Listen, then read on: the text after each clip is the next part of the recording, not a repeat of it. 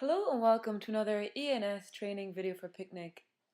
Today we're going to be looking at how you can change around the different lighting effects on your images and pictures.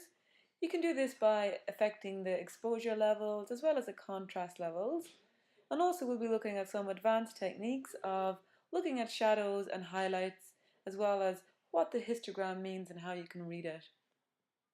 So to begin with, make sure you're first signed in to your Picnic account. Once here you can upload an image directly from your desktop or wherever you have them stored, or similarly you can just select a pre-loaded image that you've already uploaded. So I'm just going to select an image here. You can do this by double clicking on your image and this will open it up into the edit window. So let's look at exposure. So essentially exposure is the amount of light that is falling on the image. So if you feel your image is too dark, you can increase your exposure, which will make your image lighter. Similarly, if you find your image is already too bright, you can darken this up by simply moving it to the left. If you want to reset this as it was originally, you can simply select reset, which will bring back in your two sliders.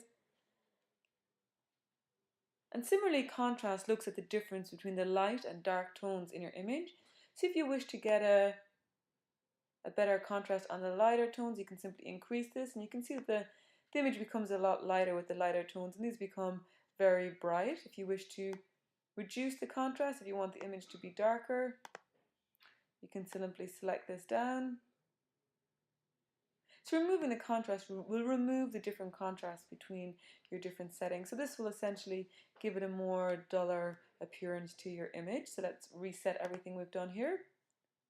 So let's look at the advanced options. So if you wish to look at some more advanced techniques, you can simply look at the highlights and shadows of your image.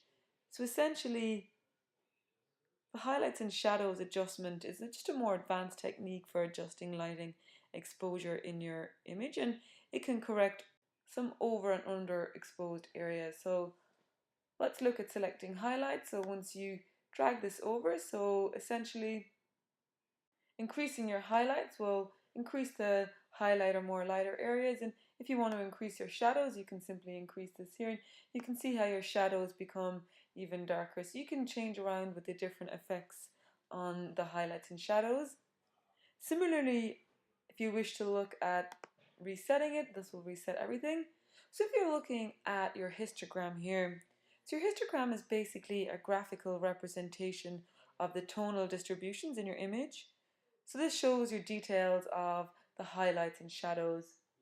So if you're looking at the breakdown of the actual histogram here, the horizontal line represents the different tonal variations, while the vertical here will represent the number of pixels of that particular tone.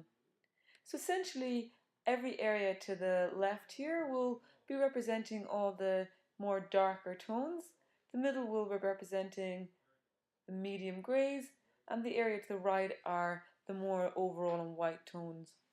So taking a brief look at this histogram, we see that we have a lot of grey overtones here, but we can see that it's nicely balanced here on the lighter side, that we haven't got any extreme lightness, and we can see here that we've got the darker options, which we'll be looking at some of the darker aspects of our image. So let's look at seeing what happens when we increase the brightness of this. So once we increase the brightness, we can see that we haven't got anything much going on the darker side, and we can see that this has taken on a much lighter tone, which we'll see a lot more activity going on the right hand side, which was representing the lighter, whiter tones. So you can just play around with this and you can see the different effects that will have on your image. So essentially, if you're looking to change some of the color tones or anything like that, you can just simply come into the exposure here and change around a number of these different settings. So to reset, you can simply select reset. So if you wish to auto fix any of your image exposure, Picnic has a built-in detector which will automatically readjust the exposure and contrast in the different highlights and shadows. So you can simply select auto fix and this will readjust any of your exposure differences in your image. But if you want to manually mess around or change around some of the different contrasts and exposures, you can do so using any of these options available here. So this might be just to achieve a particular style that you want to achieve for that graphic or whatever you're producing. So once you changed around any of the number of different options, let's look at creating a wildly contrasting image here. Let's bring the contrast right down while increasing the exposure.